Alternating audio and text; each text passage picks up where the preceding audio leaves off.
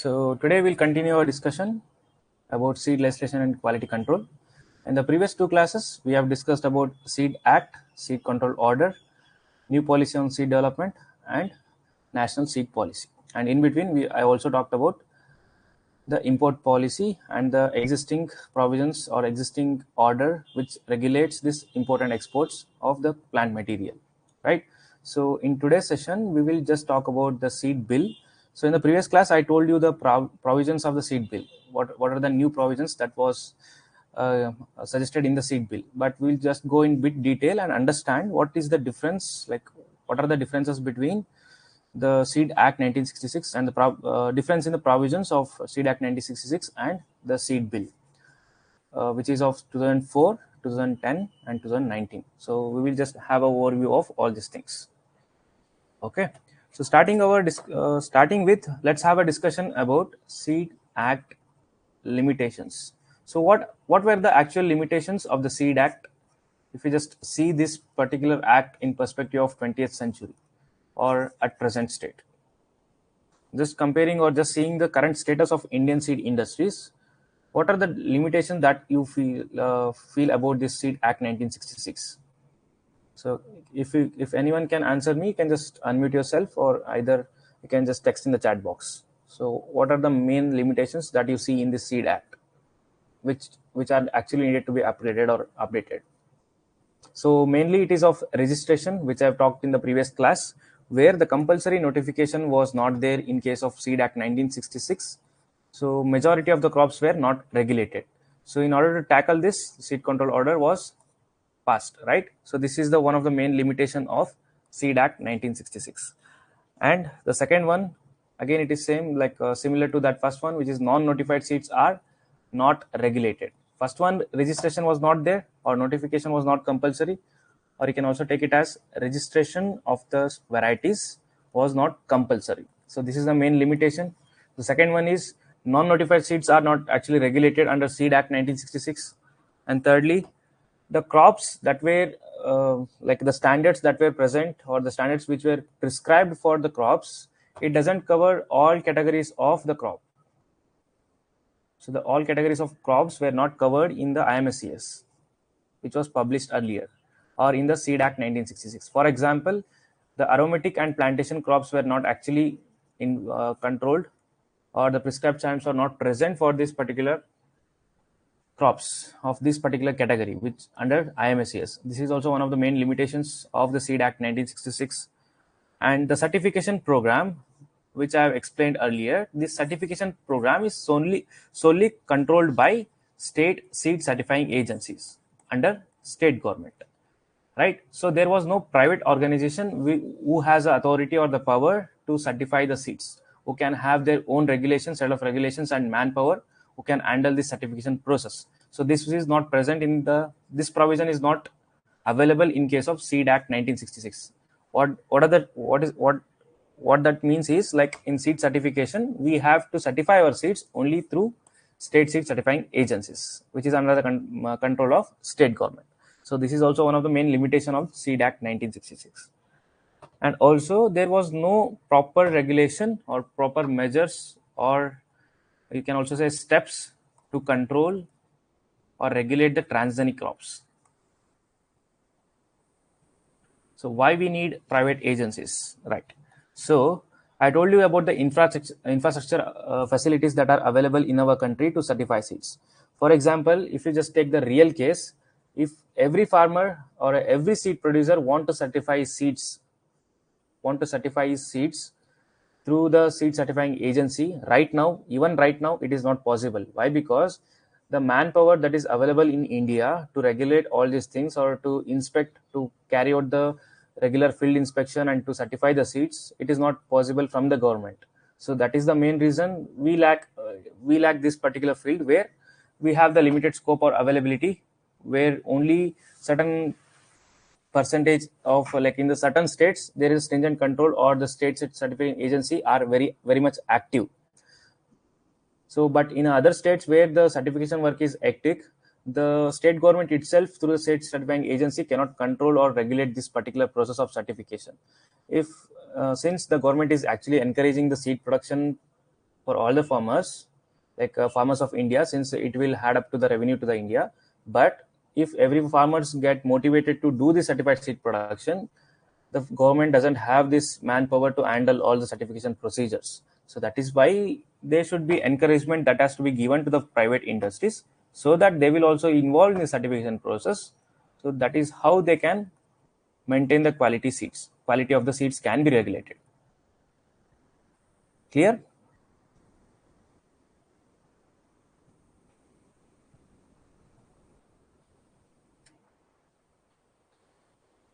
Yes, I'm just waiting for your confirmation.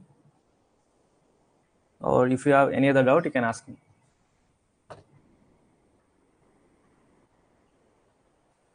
Okay.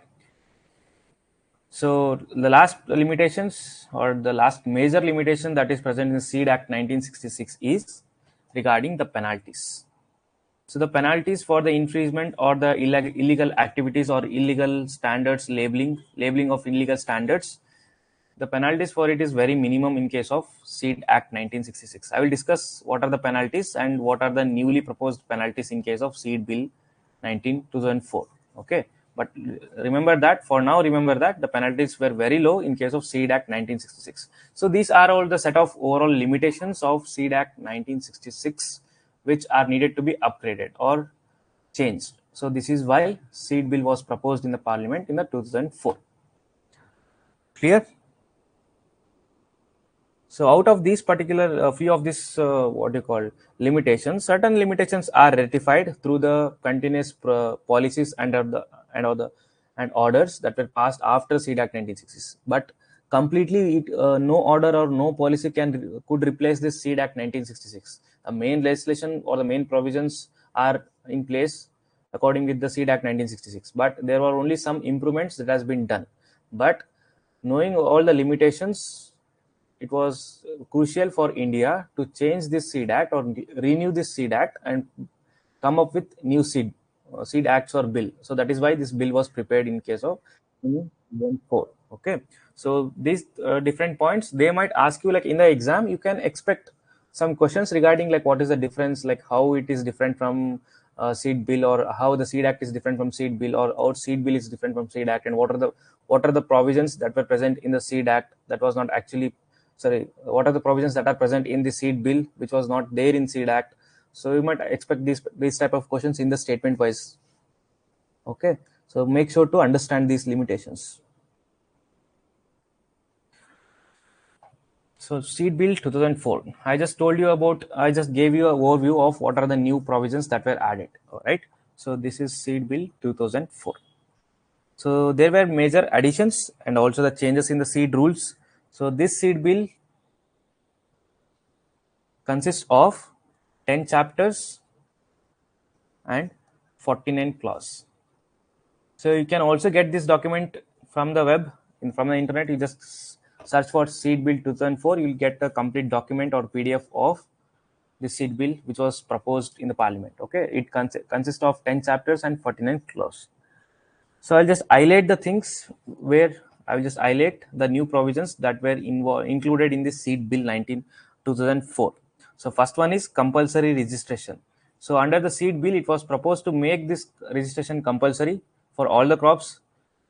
There won't be voluntary registration. Every crop that is in the market or every variety that is in the market should be registered by the government. So this is the first provision that was proposed. And secondly, the enhancement of or increase in the penalties. The penalty should be increased. So earlier in the Seed Act 1966, if you just compare the penalties, it was around 500 to 1000 rupees with or without imprisonment. But in case of Seed Bill, they propose to have this penalty from 25,000 to 5 lakh. Again, without imprisonment. The fee or the penalty was increased from 500 to 1000 to 25 to 55 lakh rupees in case of Seed Bill 2004. So this is a new provision under Seed Bill. And also it was made mandatory to attach or label the expected performance. the seed dealer who is selling the seeds in the market has to give or has to label his lot with the expected performance in the field. So this is the third important provision that was proposed in case of seed bill 2004. And next it is seed health. So earlier, if you just observe the Seed Act 1966, there are no proper standards for seed health. So it was again suggested to include the seed health as an additional standard to evaluate the quality of the seeds, to evaluate of the quality of the seeds along with the physical purity, genetic purity, germination, moisture content. So from additional to all the standards, so it also suggested to include the seed health standards. So this is also a main provision. And under the seed bill, it was proposed that all the import and the export should be controlled under planned quarantine order of 2003. So this was the fifth provision under seed bill 2004, that import and export of the activities should be incorporated into the seed bill, and all the complete authority should be given to the planned quarantine order. Okay, so this was the fifth point. So last point is regarding the use of, you might have heard this sixth point, right? Okay, I'll just ask you something. So if we just use the hybrid seed, so do you know any technology that private industries use so that the farmers cannot use their farm safe seed for the next generation? Even not in case of hybrid, we know that in the next generation it will be sterile. That is fine. Even in case of the varieties, they cannot use the seeds if they have bought certain class of seed in this year. For example, a farmer buys a seed for this particular season in 2023. He sows the seed and he get the crop. Okay, some like most of the seeds he will sell them, but he will keep some certain seeds and he will use the same seeds for the next season. So this particular practice was made to, like, this was prevented by certain technology. What is the technology called as? Yes, very good. It's terminator or titer technology. So it is just based on RNA interference, incorporating some RNA interference genes in them so that they will be again sterile in case of next generation, right? So this is what it is. So this particular type of technology, so there was a ban or restriction on the use of this technology. So this particular technology is called as GERT technology, which is ban on use of genetic use of restriction technology. Okay, genetic use restriction technology. So this GERT technology was inhibited, the use of GERT technology. Okay, so this was the main provisions of seed bill 2004. I hope you have understood all these provisions. So you can also expect, since there are only 6.6 new provisions that were included in the Seed Act 1966, so I believe like it will be very easy for you all to remember these things. One is compulsory registration, and it was regarding, second one is regarding the penalty, and third one the expected performance, and next it is seed health, and the import policy or import and export under the planned quarantine order, and lastly it is the restriction on the use of genetic use restriction technology, including terminator or titer technology. So these are the provisions of seed bill 2004. So if I want to show you the clear-cut difference between the Seed Act 1966 and 2004, I have listed the difference. I will just show you here.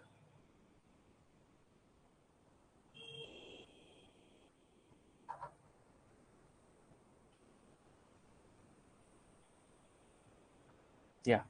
So since I've just already wrote all these things, I just taken a photo of it, image, and just pasted in this particular document. So you can just go through the clear-cut differences between Seed Act 1966 and 2004. Okay, so that you will get a more clear-cut, you will be very crystal clear with the concept that what are the new things that are included and which are not there in Seed Act 1966. Okay, after this class, since this will be the last class of this legislation and quality control, I will be sharing the PDF in the app itself. So just download it and go through all this text. Okay. Yeah, why the seed bill is not passed? Yes, so this is also one of the most important happenings that has to be debated. Why? Because there are certain provisions or the leisure that are given. This is actually in favor of the private industries, not in favor of the farmers. So that is why this bill has still in controversy, and the farmers are not allowing it to be passed. So there are so many objections regarding it, because so many legislation or so many provisions that you see. I just only mentioned the important provisions. So complete document consists of 10 chapters and 49 clause that I mentioned earlier. So if you just go through the complete document, you will see that most of the provisions are favoring the private sector, and it is not favoring this farmer community. So because of that reason, it is not actually passed. Even after repeatedly it has been amended two different times, like it was also amended in 2010, and latest amendment is on 2019. So even that didn't pass in the parliament because of this particular reason. The provisions under it's not satisfying the farmers community completely. So because of this reason, it has still in the parliament. The bill has not been passed. So for example, if you just talk about even in the terms of seed producer, with respect to seed producer, if you just see it, I told you about the expected performance, right? So they have mentioned about the expected performance in case of seed bill 2004. But see, the expected performance will again depend on the set of conditions that you give. So that cannot be like if someone come and report, some farmer come and report that okay, the expected performance didn't meet in my field. So one cannot, the appellate authority cannot decide or cannot give the judgment in favor of farmer, neither the favor of seed producer, because set of environmental conditions that differs from area to area, right? So you cannot expect the same or the uniform expression is not possible in all set of conditions. So there are so many kind of things that are there which are again controversial and cannot be decided as such. This is the reason it has been not passed yet.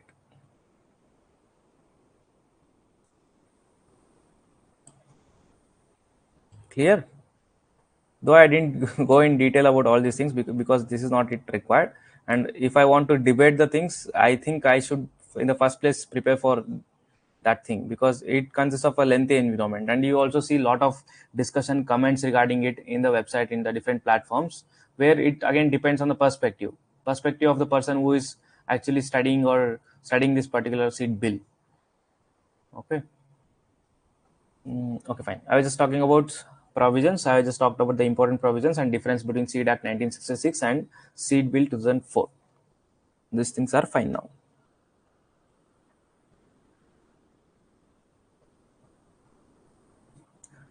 So what are the provisions of latest bill 2019?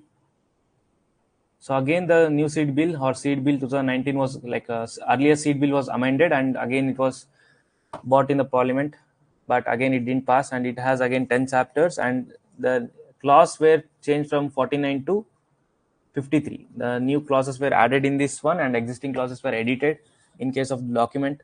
So I will just send you the link of the document where you will get to see what are the edited text in case of seed bill 2004, and what are the new texts that are being added in 2019. If you have time, if you are interested to know all of these things, you can just go through the document. The document is authentic. I'll just share the link in the group itself. You can just go through the link and you can just read it yourself. Okay, so these are regarding seed bill 2004, 2010 and 2019. The changes that were brought from 2004 to till 2019, I have tried to mention it in a concise way in this particular document, but I don't prefer that you should read everything in detail, because you might not expect the detailed type of questions or comprehensive questions that can be asked. Only thing you should concentrate is what are the provisions that were proposed in case of seed bill 2004 and 2019. These provisions I have mentioned. Okay, just go through the document once. Okay, rest of all it's up to you whether you will read it or not. But if in the exam point of view, only the provisions and the date, the years are important. Okay, so next we have also talked about the seed production aspects. Now we will just have a overview or a basic idea about the variety released in India. So how the varieties are released, how they are notified, and how they are identified. So what is the process of variety identification in the first place? After identification, release into the market. Once it is released into the market, what are the steps that are required to be undertaken in order to notify our seeds? or our varieties. So just can you just tell me like which is a sole organization which will take care of this variety identification in India? For example, if breeder has bred some variety, has developed some new variety, so which is the organization that he has to approach so that his variety will be released, officially released in India with certain name or denomination that he suggests or that he will provide.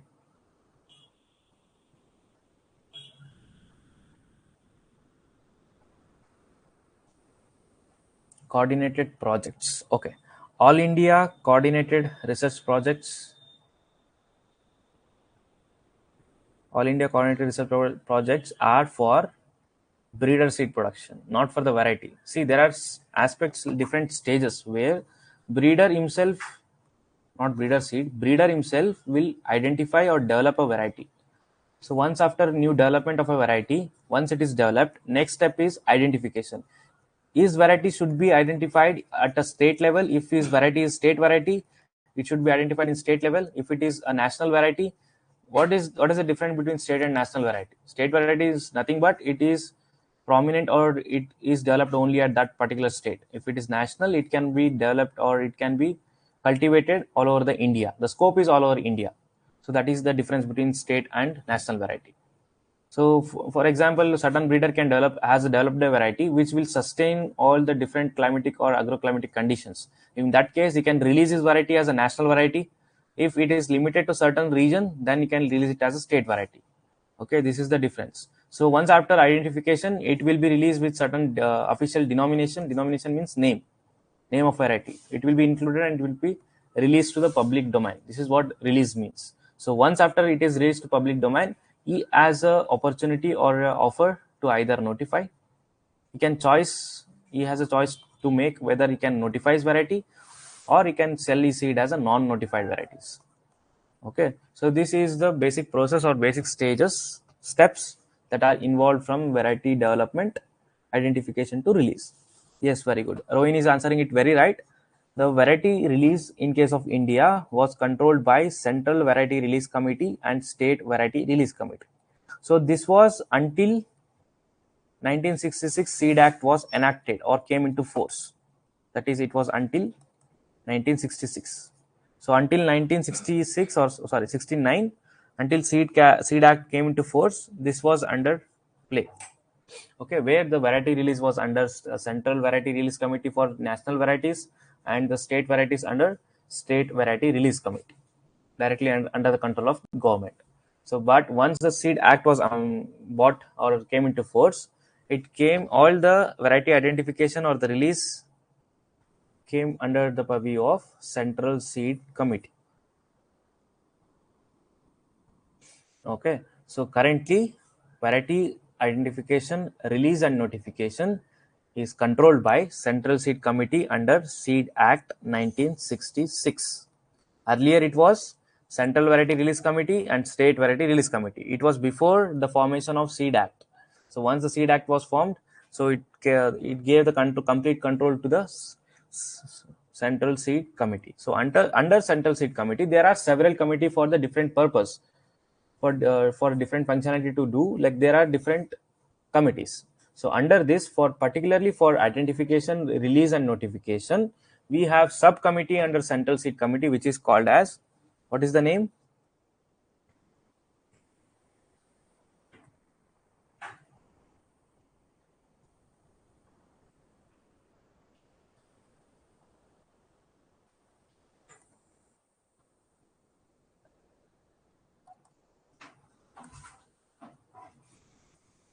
So the name is Central Subcommittee on Crop Standards, Notification and Release. So this is again for the national varieties. Then what about state varieties? It is again State Subcommittee on Crop Standards, Notification and Release for state varieties. So these are the two different committees which will have the annual workshops. In these annual workshops, the breeders who intend to release his variety or who has developed his own variety has to submit certain data. There is a list of data and the guidelines that he should follow. After submitting all this data, it will be evaluated in the annual workshops, and based on that, it will be decided whether it should be released or not. Okay, so this is the overview of the process of variety identification, release, and notification. So if I ask, like if in the exam, if they ask you about the sequence remains as identification, release, and then notifications. So please don't get confused with these different steps or categories. So it's in the first place, it is identification. Once it is identified, it will be released. After release, there is the option for either to notify, leave it as non-notified. So who is the head of this committee? The Central Variety Release Committee under this Central Seed Committee. So under these two different committees for the annual workshop to take place, there is again one committee that is formulated, which is called as Variety Identification Committee, VDC. So the head of this particular committee is DDG Seeds or DDG Crop Science. That is Deputy Director General Crop Science. He will be head of this particular committee, and in the annual workshop that is conducted by this particular committee, it will be decided whether to release the variety or not, or identify the variety in the from the breeder or not. Okay, I also try to mention the members for this particular committee, but you need not to remember all the members. But if you want, just for your knowledge purpose, you can just go through the members of the committee of this particular committee. This is present in the upcoming slides. I won't show you now, but it is there. You can just go through that later. So generally, if you just think of variety release, okay, so you have bred your new variety, your own variety. So if you just think of what are the guidelines or what are the requirements in order to release your variety or in order to identify your variety, what do you think? Like, what are the basic requirements for the identification? So have you heard about the candidate variety?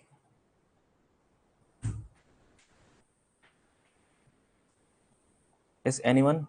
Have you heard about the name called as candidate variety? So candidate variety is nothing but the variety which is actually developed by the breeder, but it is not yet released. So the variety which is under the process of identification or release from the stage of variety development. So those type of varieties are called as candidate varieties, which are actually in the process under the process of variety identification release. Okay, so those type of varieties are categorized as candidate varieties. So these candidate varieties, if for the identification to takes place, so breeder should give three important things: data. So that is 3 years yield data he should provide, and at least 2 years data on disease and pest reaction, and one year data on agronomic trials. So this is about you might have heard about the PVT, preliminary varietal trials, AVT1, AVT2. So this will all come under this data. After all these trials, multi-locational trials, you will collect the data and you will just compile the data, and you should provide this same data to the committee, which is Variety Identification Committee. So this is the first and foremost important thing. And secondly, you should have some availability of stock seeds, that is for 5 hectare, at least for 5 hectare you should have the stock seed. And thirdly, you should possess the nucleus seed for at least 0.5 hectare. Immediately if it is released, you should have at least 0.5 hectare, or the seed availability of seed should be there, which will cover 0.5 hectare of the field. Okay, so these are the main conditions that are very much necessary to apply for the identification in India. There are also some other aspects that are very much necessary. I mentioned this everything in this PDF. You can just go through them once. Okay. So also before the release, the samples will be also sent to the NBPGR for the germplasm collection, where certain seed sample, like a certain quantity of the seeds are deposited to NBPGR for the conservation in the gene bank.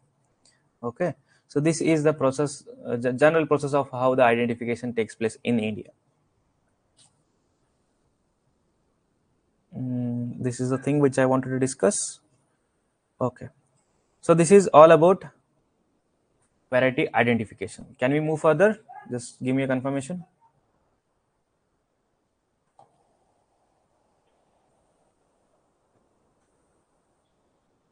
If the things which I have said you is clear, just give me a confirmation once so that we can move forward.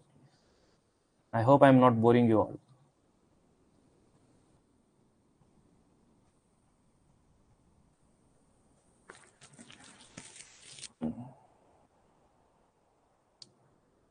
Okay.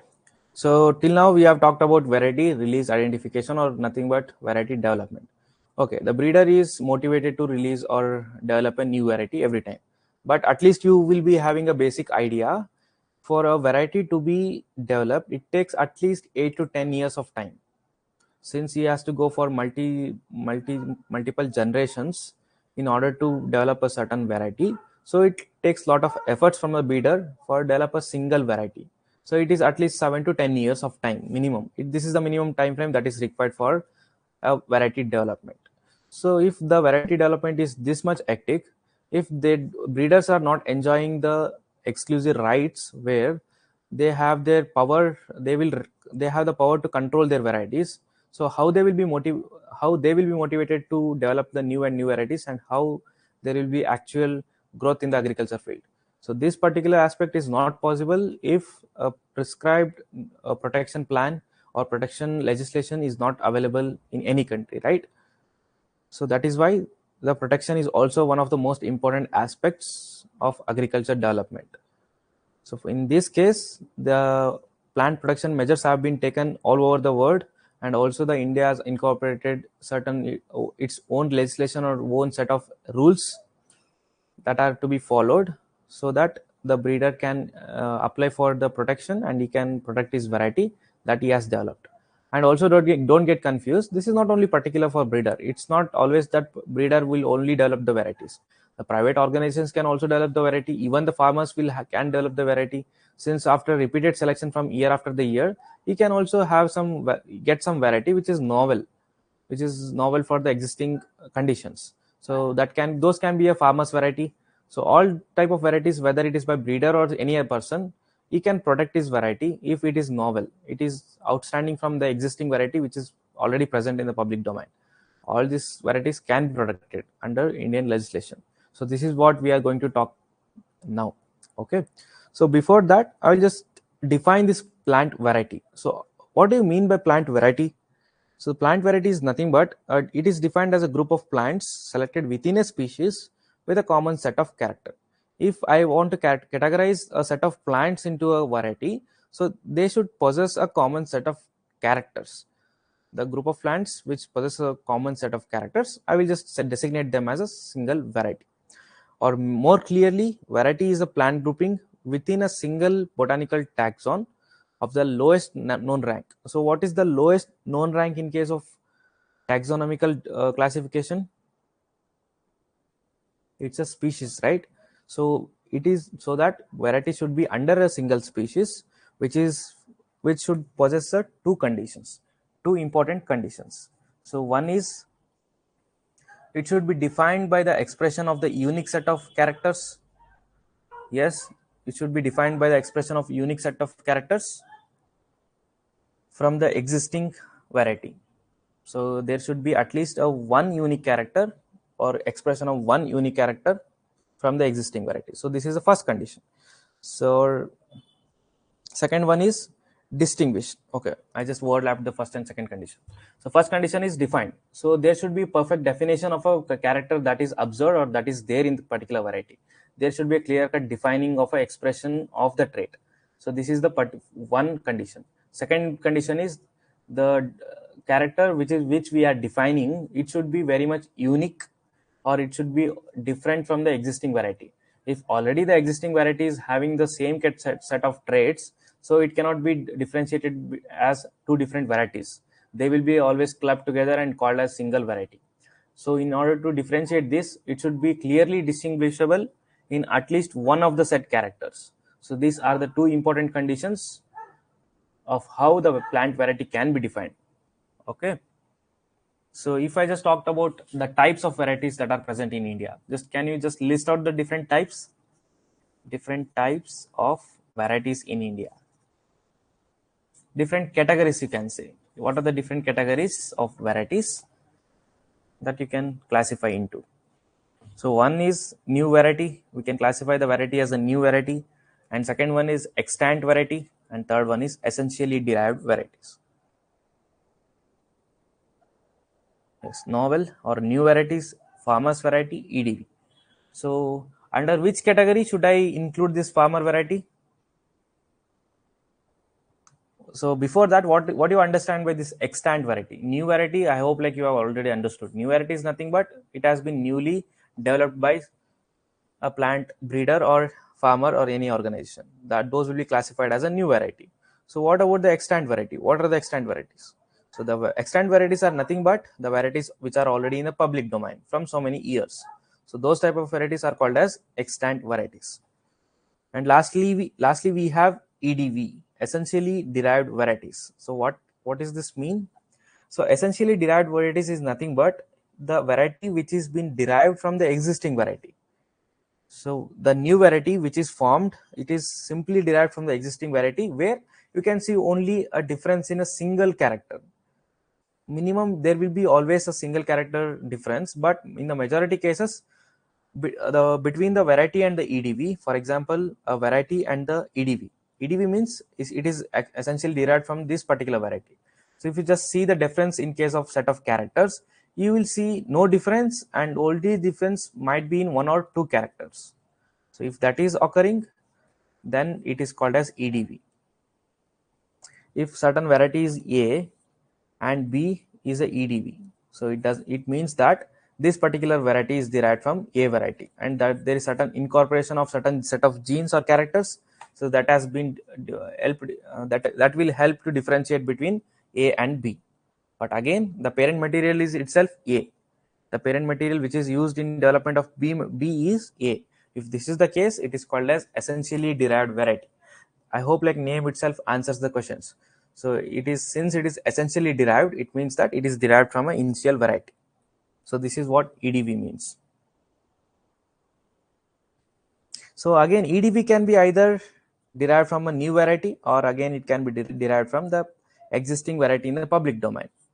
So this can be again two different classes. So what are the different classes of extant variety then? Extant variety can be the varieties which are notified under Seed Act, first one, and also the extant varieties can be farmers variety, and third one, varieties can be also a variety of common knowledge. So what is the difference between farmers variety and varieties of common knowledge?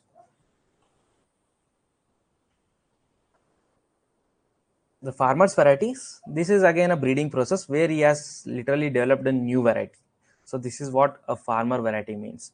But the variety of common knowledge is the farmers are very much familiar, like not only the single farmer, farmers in a group of farmers in the certain area, if they are very much familiar with certain variety, since it has been bred from generation to generation, so that they will have complete idea of all set of characters that this variety shows.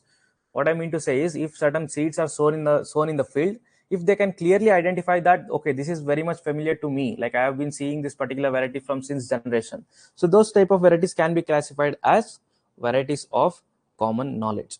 So these are the different classes of varieties in that are available in the India. I hope like earlier there might be so much of confusion, like what is extant, what is varieties of common knowledge, and what are farmer varieties, and how to differentiate them, what they mean. So you might have these confusions earlier. I hope like I was good enough to clear your doubt in this particular area regarding the types of varieties and their meaning. Okay, so if you still have any doubts in this, you can just text me once.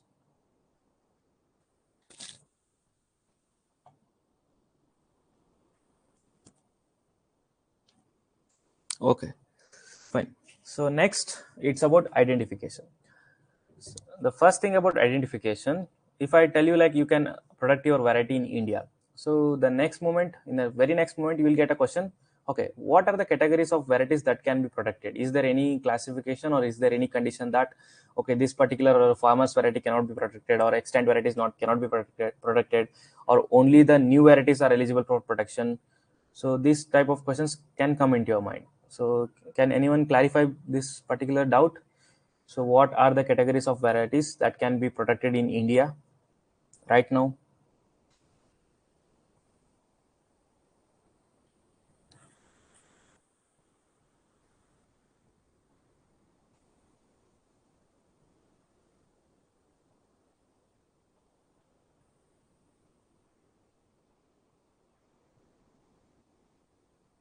No idea. Novel EDB. Okay. Only few people are answering, or only Nayanika is answering every time. Only another few people are have answered earlier. I need everyone participation here, because since these questions are general, you might be having at least one biased answer regarding this. Whether it is right or wrong, it's secondary. But at least you will be having certain opinion on it. Just express your opinion here, so that you will definitely remember if you have committed any mistake here.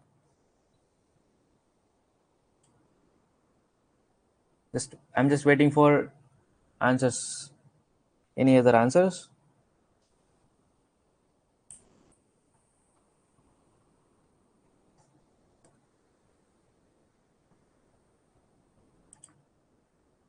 No. Should I wait, or you people are typing, or you don't want to answer? Yes, not necessarily new variety, it could be old variety. So if I just want to simplify it, it would be like, you can protect any type of variety in India. Like any type of variety you can, even in the transgenic, even the transgenic also you can protect in India. But the key factor is that variety should be solely belong to you, and you should be the owner of the variety. It's not like you take someone's varieties and ask for the protection, and the PPV FRA will provide you the protection. So this is not how it is done.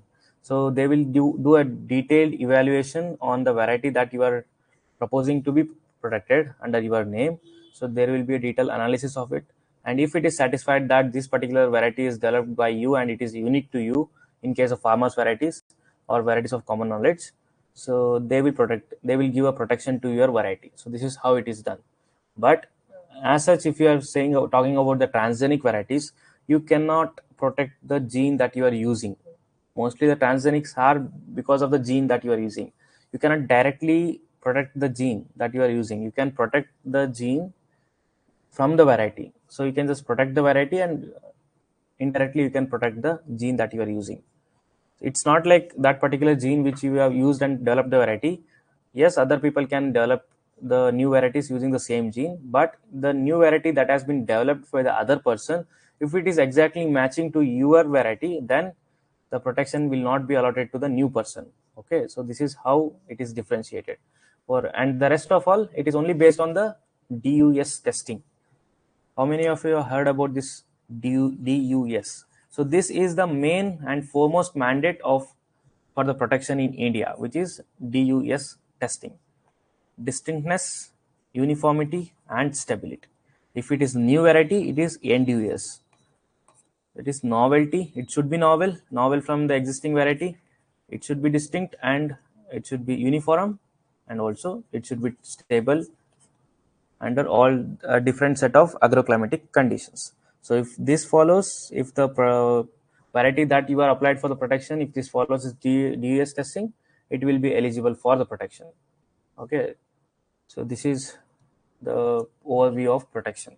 So I have so many things to talk about the protection. We will deal it in a separate class. Okay, we will take this plant protection, that is PPV FRA, and we'll just discuss in detail, because you can expect some questions on it, since it is very much important. So we will have a separate session on it. Okay, so anything to ask from today's session?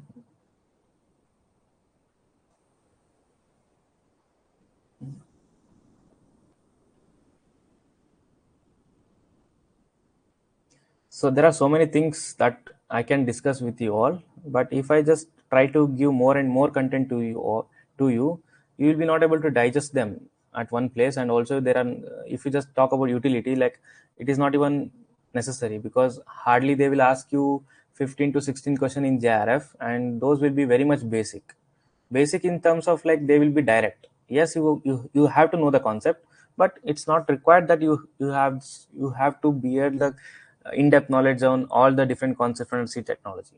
Only the elemental things, on only the important things they will emphasize, and even in the important topics or the concepts, they will only ask you the direct questions. Okay, so make sure to have this understanding, so that if you have this basic understanding now, you at least know that what are the limitations that you have, like limitations of whatever knowledge that you are gaining. So once you come into an MSc program, so you can just fill up the gaps that I have created now. Okay, so this is how you can just enhance your knowledge once you come into the MSc. For now, stick to the syllabus, just revise the syllabus again and again. So that is how you can secure a very good rank in JRF. But if you distract from the syllabus and just try to consume more and more, again at the end, if it will be very much difficult for you to revise the things that you have covered previously. Okay.